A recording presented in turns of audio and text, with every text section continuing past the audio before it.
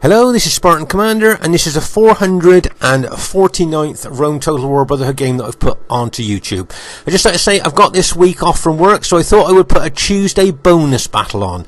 As you can see, this battle was fought on the Nordic woodland map. You don't see this map used very often. You've got the big open spaces if you want to fight out in the open, or you've got the woods if you want to bring barbarian troops for the woods bonus, where you can plan your nasty ambushes there to jump out on the enemy troops there. Okay, so it's on the Nordic woodland map, and our first teammate is our newest Brotherhood member, POYNTS.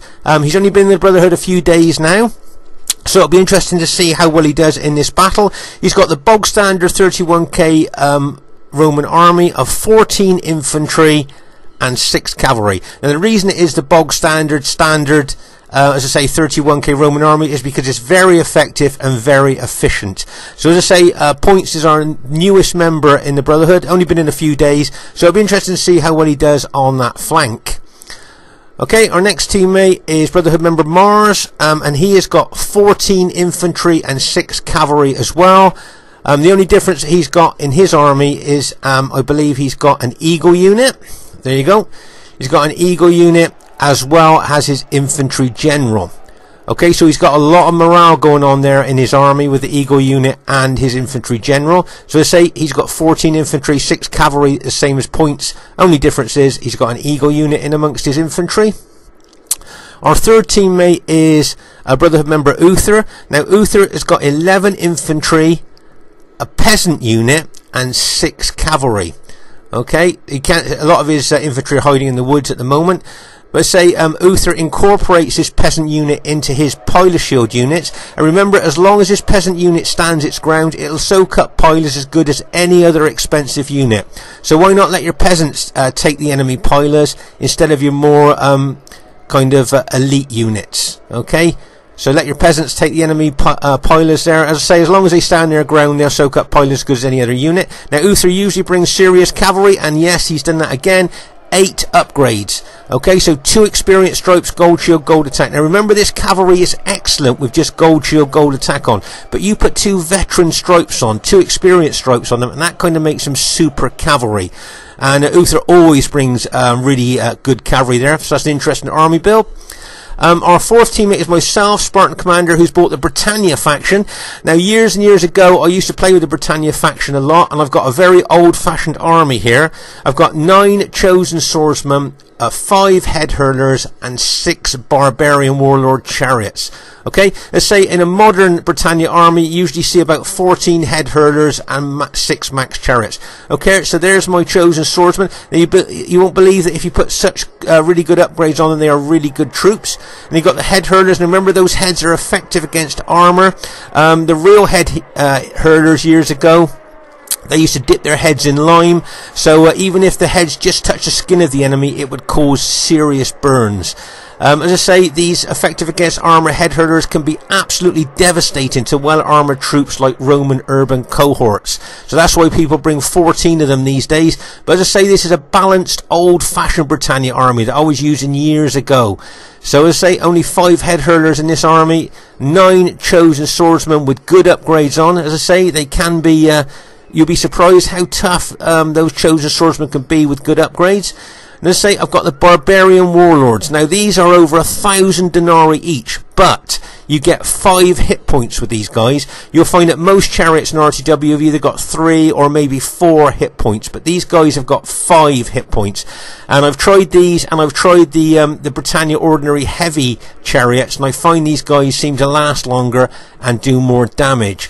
So I've splashed out the money on the barbarian warlord chariots instead of just the ordinary Britannia chariots. So there's my my old-fashioned army there. Be interesting to see how well it does against good modern players. And there's our team. It should be a great bonus battle. And here is the other team. We have Brotherhood member LANDO, who's got 13 infantry, 2 archers, and 5 cavalry.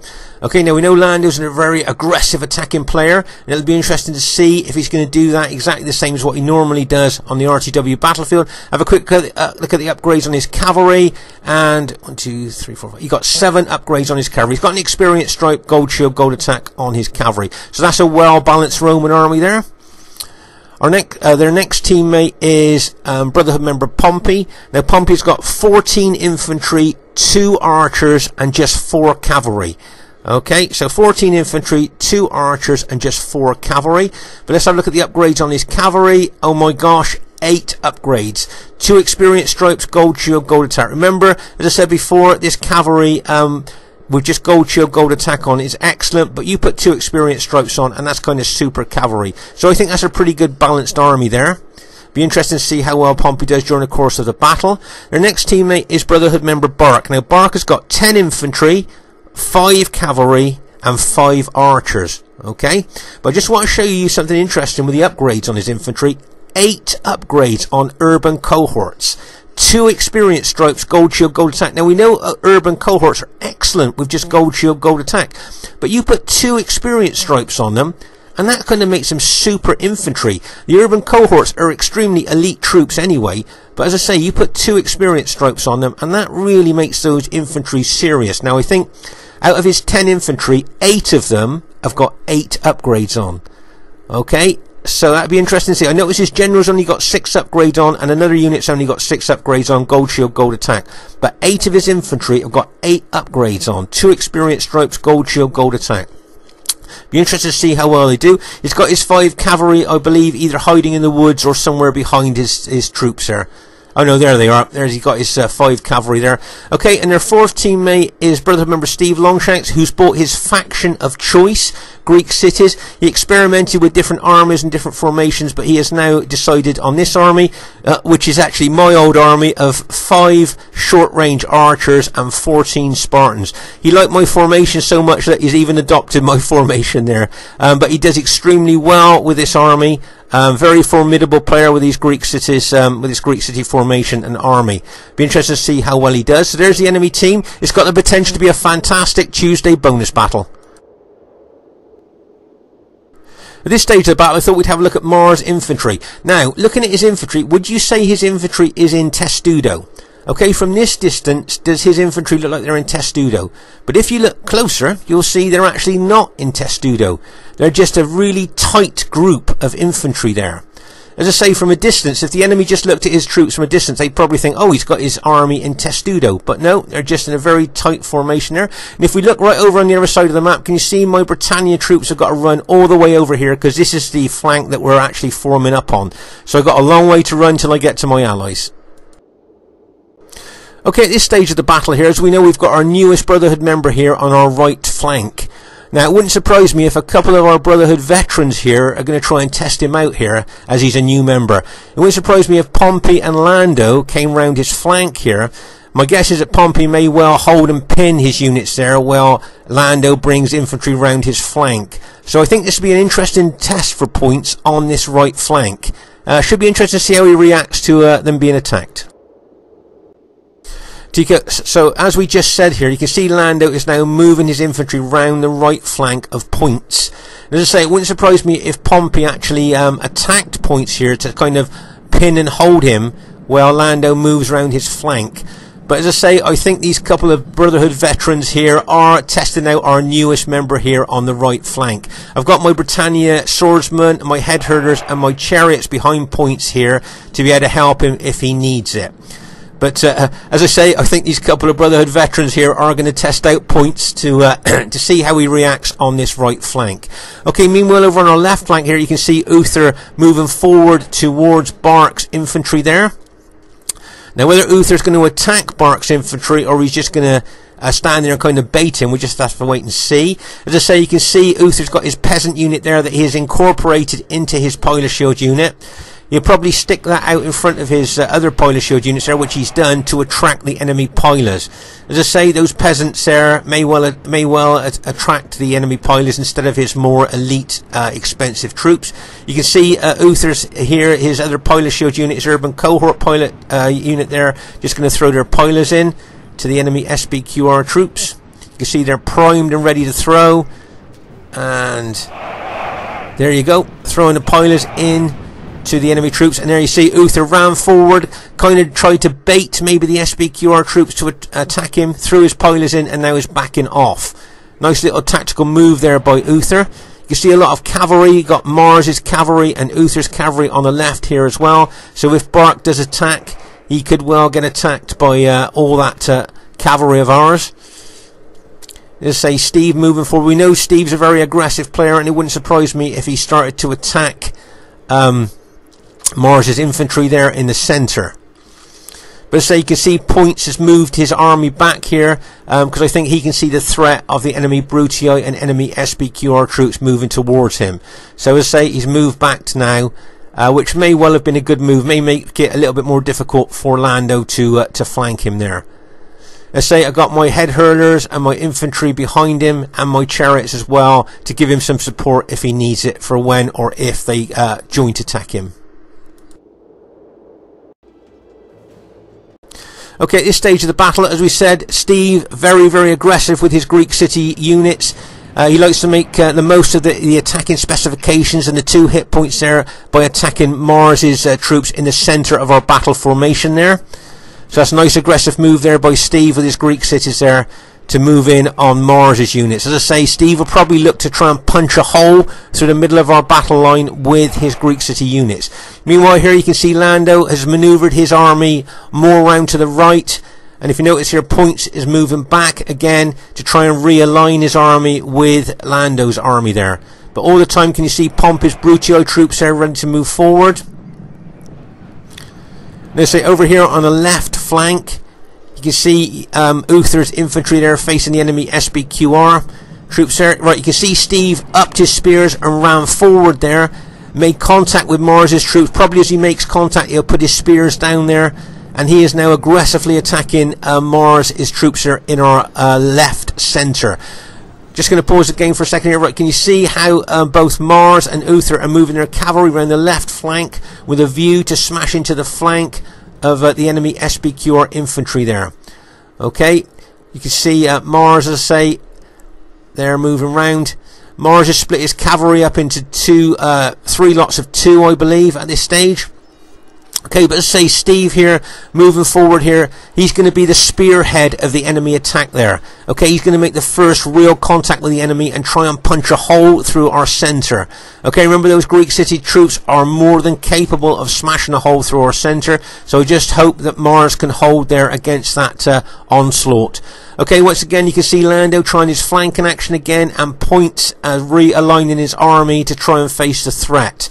Okay, Lando being very aggressive here. As I say, I'm pretty sure that Lando and Pompey here are trying out our new Brotherhood member here, just to see how he's going to react to their aggressive moves there. But say Steve here, he could prove pivotal to the enemy team there. If he punches a hole through our centre, we're in big trouble. Okay, as I say, over on our left flank here, the battle seems to be on the left flank, left centre and right flank here. It's a bit difficult to film. Right, just like to show you here, Mars has split his cavalry into 3 lots of 2. Now, you can see that. This is a new way. I've noticed a lot of people are using their cavalry like that now. Now, if you notice Uther and myself, when we've got our cavalry, we keep our cavalry in a tight, close group, because we kind of like to use the cavalry like a punch, try and punch through enemy battle lines, smash through them and rout units. But that may be old-fashioned, because I notice a lot of people are using their cavalry in kind of split-up ways like this. Sometimes they just use 1 cavalry unit at a time to attack. So let's say maybe the way we use our cavalry is a bit old-fashioned, and maybe this is the way forward. Let's say newer players to Rome Total War, there's a couple of ways that you can use your cavalry. Just choose whichever suits you best, really. Let's say here, you can see BARC now, and backed up with Pompey there, are watching their left flank, their right flank and our left flank there, because they can see we've got a lot of cavalry there. So nice support there by Pompey, sending his cavalry over there. But as I say, Steve could prove pivotal here in the battle if he smashes a hole through our centre. Let's say here, Lando moving forward towards Points. If you notice here, Points is moving slightly over to the right there, maybe making it more difficult for Lando to get round his flank. You see Lando bringing his cavalry over. As I say, I've got my Britannia army behind Points to help him out if needed there.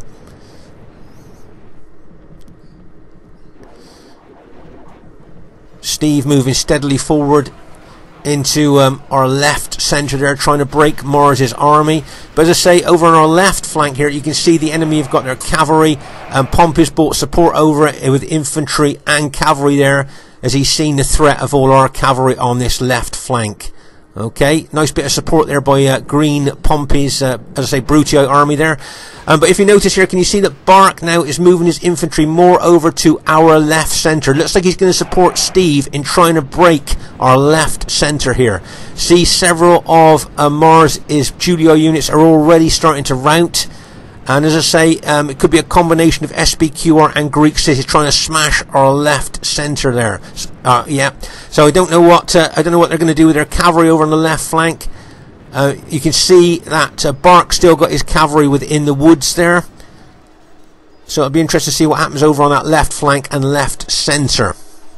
Okay. Meanwhile, over on our right centre here, you can see that LANDO, in his usual aggressive self, is starting to attack the forward units of points. But if you've noticed here, I've brought my head herders forward, and I will now be targeting the enemy SBQR troops with the heads. Can you see those like kind of black dots? That's those effective against heads going in on the enemy SBQR troops.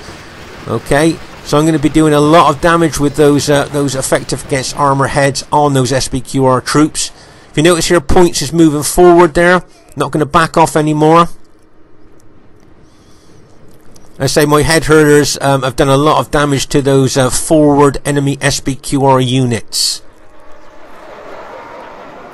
Okay, let's just pause the game for a second here. Okay, so Mars's general has just been routed, and a heck of a lot of Mars's infantry units have been routed by Steve's aggressive attack there, backed up by the enemy SBQR troops there. So our left centre, as I say, looks like it could well be broken there. I see Uther's moving his infantry over. Mars has still got his cavalry over on that left flank there. It'd be interesting to see how he uses it. But I think BARC's got his cavalry still hiding in the woods there. Plus he's got a war dog unit. Now, how often do you see a war dog unit brought to the 31k battlefield? So that's an interesting unit to bring. Plus, as I say, he's got his cavalry hiding in the woods. But it looks like Steve here and BARC are going to advance onto us there. They've done very well. And as I say, you've got Pompey there. Now, he could attack Point's flank, maybe. Well, LANDO attacks his front. Okay, so Points is in an awkward position there, I believe. I've still got my head herders there targeting the enemy SBQR units. Still trying to cause as many casualties as I can with my effective against heads there. And I've got, of course, I've got my chosen swordsmen and my chariots there, as I say, ready to help Points if necessary. What I think I'm going to do with my chariots is move my chariots around the right flank. Okay, position them round about there. Okay, with a view to charge into the flank of the enemy SBQR troops once they get engaged with Points Julii troops. That's the thinking there of moving my my chariots round that flank. Okay. Let's say my head herders are moving forward there, as I say, targeting a lot of the enemy SBQR infantry. Right, can you see some Julii cavalry going to charge? It looks like Uther's going to charge his cavalry into the enemy SBQR troops. And then that cavalry goes, bang, as he smashes in to those enemy SBQR troops. That's a heck of a hit there by Uther's cavalry. Don't forget though, he'll be getting piloted a lot from the rear units of LANDO's battle formation there. So Uther will be losing probably a lot of his cavalry through pilot hits there. But that was a nice hit there by Uther. Weakened the SBQR army quite a lot there, I think. A lot of casualties there to that SBQR army. Okay, now can you notice here, I've got my men charging forward. I've hit Battle Cry, which increases their proficiency in attack. And I'm moving them forward now, and I'm going to target the enemy SBQR general. Okay, so I'm looking to run through the enemy SBQR troops there to get to the SBQR general. I'm now going to move my chariots further around to the right flank so I can smash into the side of the enemy troops once they get engaged. Okay, you can see Pompey moving forward with his Brutii troops there to engage what's left of Mars's infantry, but you can also see Steve's Greek cities coming around as well. Okay, you can see Steve come around menacingly with those Greek city units. He can either attack Uther, or we could go into the flank of what's left of Mars's infantry there. Okay, backed up by the SBQR infantry there, probably covering his flank from any cavalry attack. Okay, so the enemy here on our left flank and left centre are doing extremely well. But I got a feeling that this right flank could prove pivotal and decisive here in the battle. I think whoever wins on this right flank could go on to win the battle in general, okay? But we'll just have to wait and see. There's a lot of our troops there and a lot of the enemy troops there ready to charge in. So I think maybe both teams here know that this right flank is going to be extremely important for the battle. Right, you can see my head hurlers there.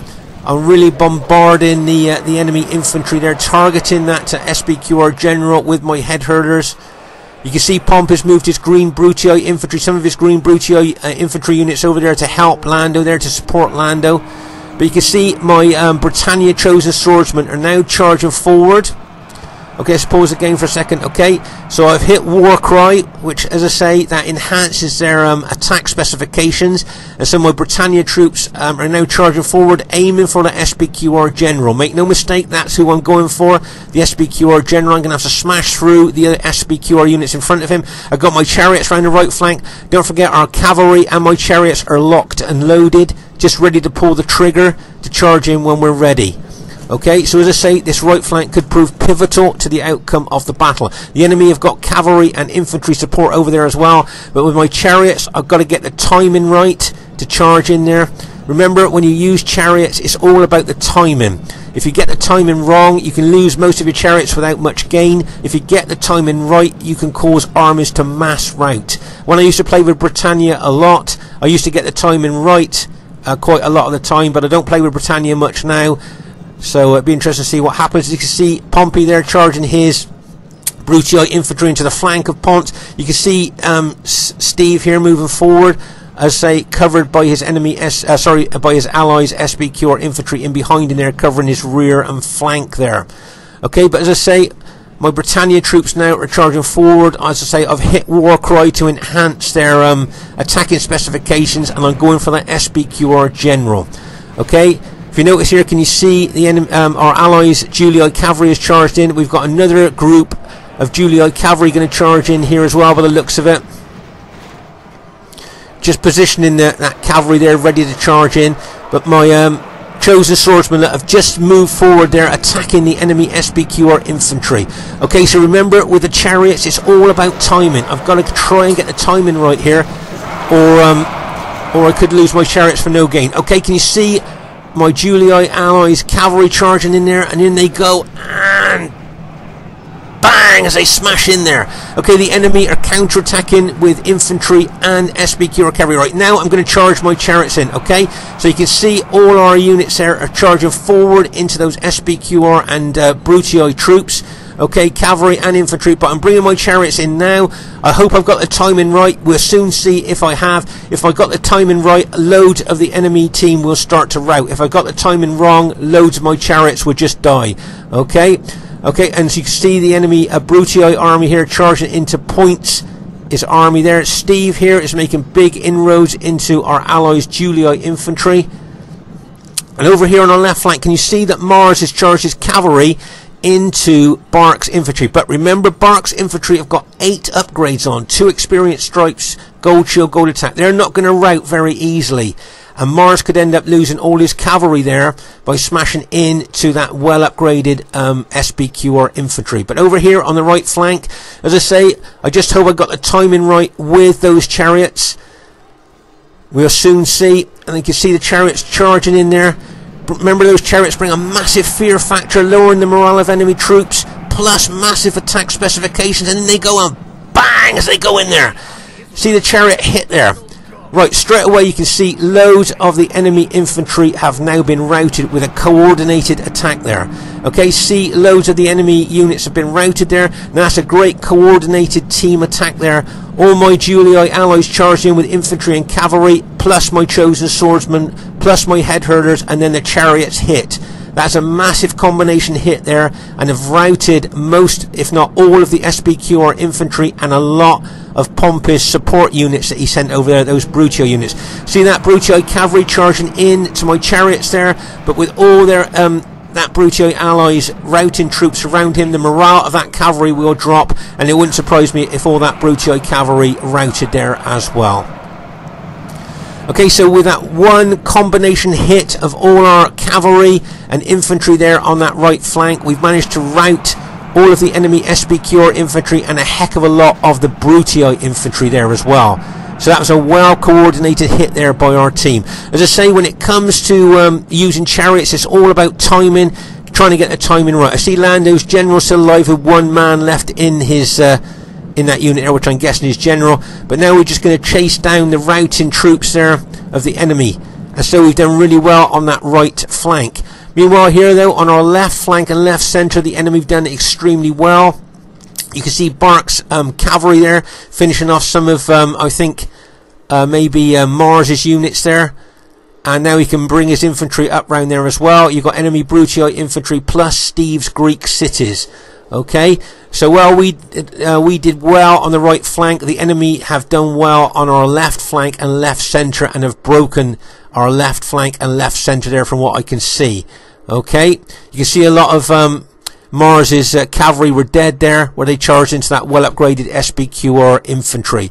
But I say over here on the right flank, with that well coordinated attack from our team, we've routed a heck of a lot of enemy troops there. I can see Pompey's Brutii general still alive there, but we've just routed him. So Pompey's lost his general as well there, and all that general morale bonus. So between us, as I say, that was a great newer players to Rome Total War. That was a really great team effort there on the right flank. A really great coordinated team hit there to take out the enemy team there on our right flank. Okay.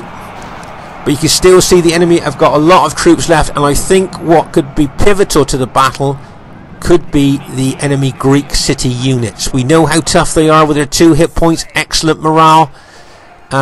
So as I say, they could prove pivotal. Now my chosen swordsmen, really good troops, good upgrades, but I don't want any truck with spear or pikemen. Remember, barbarian troops die really quick when they fight spear or pikemen there, so I'm going to draw my infantry away and maybe look to target enemy infantry like the enemy SBQR or Brutii infantry there.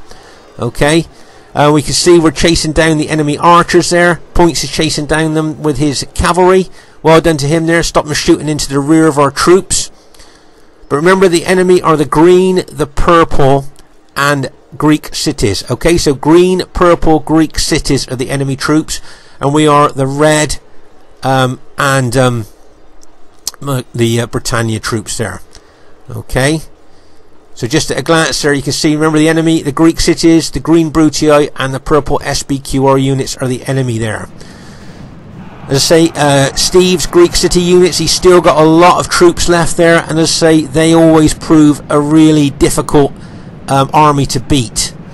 So it'll be interesting to see what Steve's going to do, whether Steve's going to box up, maybe getting into a defensive formation is what's going through his mind, and getting his allies inside like a box formation. Maybe that's something they might think about. Or maybe they got other plans there. But as I say, with my Britannia chosen swordsman there, I don't want to fight the Greek cities, but I'm willing to take on the enemy infantry, Roman infantry there. See a couple of enemy SBQR cavalry units coming over there, and then BARC decided to pull them back. But I think now we're kind of going into phase 2 of the battle now. We've kind of all pulled back and reformed. Okay, say a lot of our Julii allies. I think Mars has got one unit left, one cavalry unit left out of his whole army.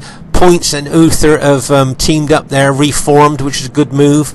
And as I say, the enemy here are forming up as well. As I say, I think we're going into phase 2 of the battle now.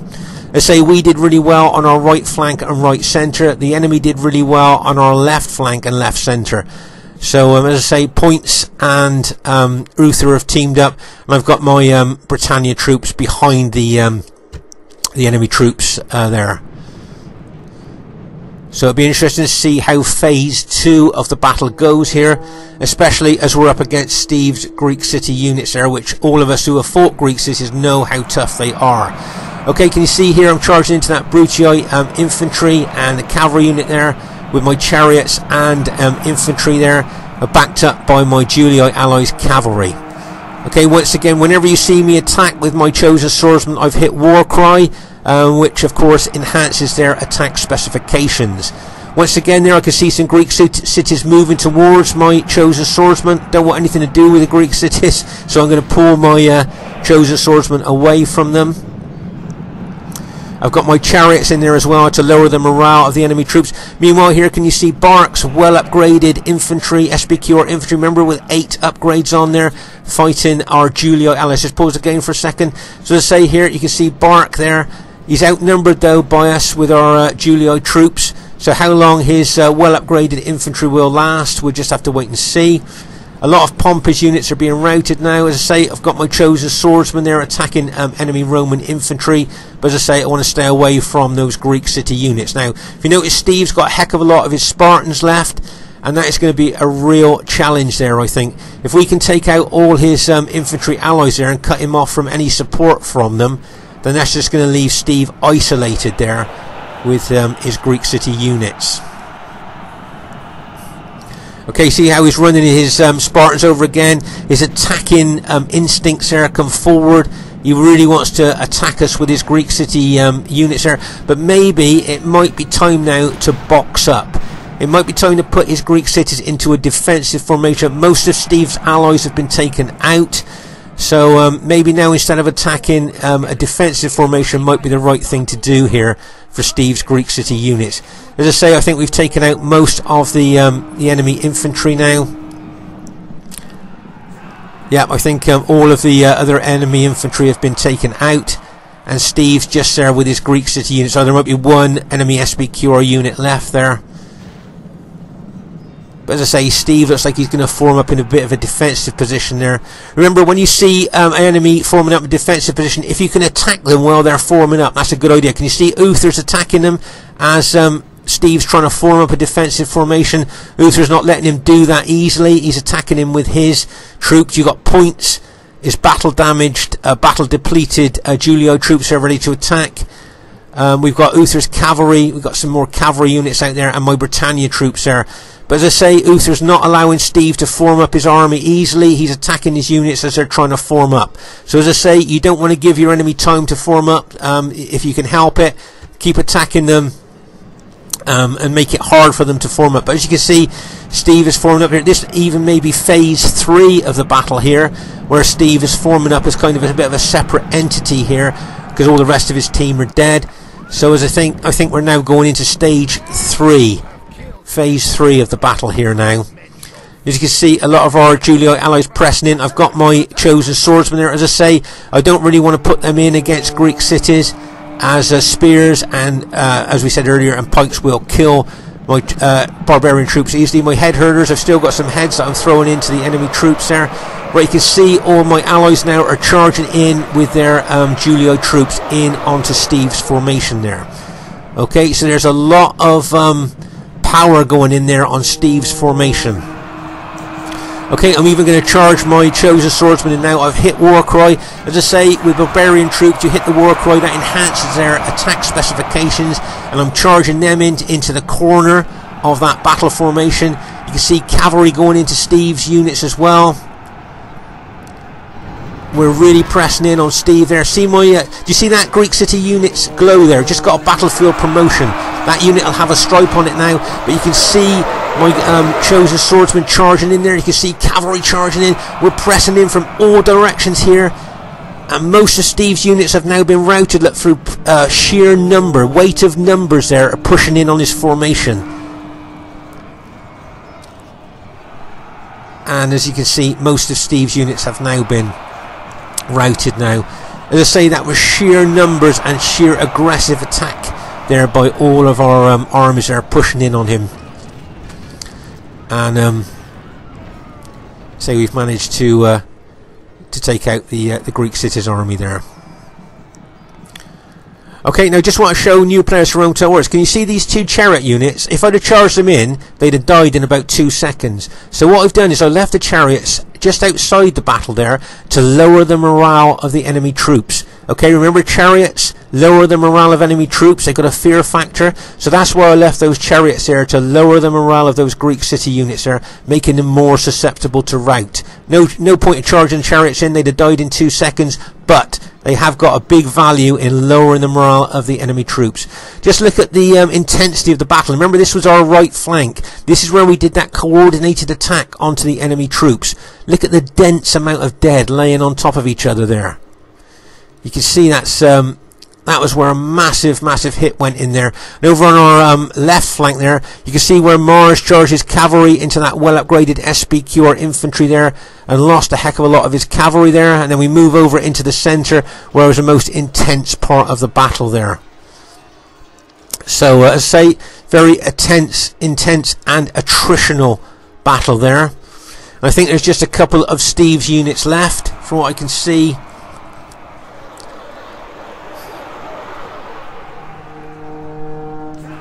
And as I say, we're just finishing off the last of Steve's troops there. But over here you'll see, we just killed the general there. Over here you'll see I think there's 2 of Steve's archery units and 2 extremely battle depleted Spartan units there. Now I think these guys are going to make a last stand here. Just see what happens. So Steve shooting his arrows into our team there, and he's got 2 Spartan units there to defend them. Notice I'm going to move my chariots around the rear here to try and target the archers. Let's move on to double speed. As I get my chariots in behind them there, looking to target. Obviously I don't want to target the spear units because my chariots would die quickly, but I might charge into the archers if I get a chance. As I say, we're on double speed now, so I think those Spartan units will probably rout quite quick when the numbers hit there. Say the gallant last stand of the Greek cities there. Their last unit's just been taken out.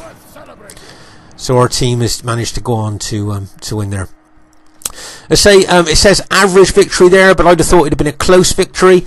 I'd just like to say really well played to everybody in the game here. Some great moves by all of you guys, really well played. Just like to draw your attention to the highest kills in the game, STEVELONGSHANKS 2092. Now bearing in mind he's in the losing team there, I think that's brilliant to get 2092 kills. Unusual to get that many kills when you're in the losing team, so well done to him. And our second highest kills goes to new Brotherhood member POYNTS.